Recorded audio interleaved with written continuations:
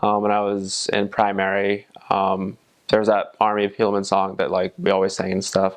And I remember the teacher actually saying like, decide now, that you're going to go on a mission. Whatever happens in the future and stuff. Make sure that you're ready to go on a mission when the time comes. And I thought, now looking back, I was like, whoa, that was pretty intense for primary and stuff. But I think it's from there where I actually decided that I actually wanted to go. And then I did what like the brethren and the prophets tell us to do. Find out for ourselves that it's the right thing to do.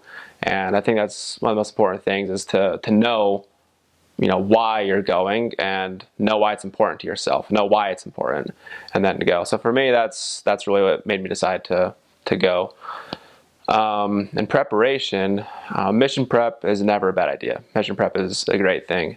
Actually, it's kind of funny. My mission prep, I had some for institute and some after high school, and my first one at BYU, my teacher, he was talking about mission prep, obviously, and he was talking about like if you got called stateside,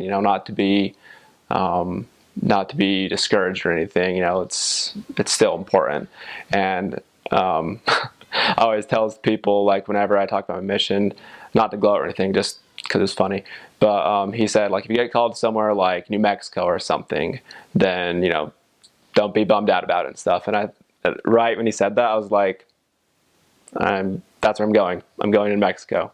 And I went to Texas. I went to Lubbock, Texas. But once I opened my call, it had half of Texas and half of New Mexico. And I was like, I guess I'm on mission. And so that's pretty funny.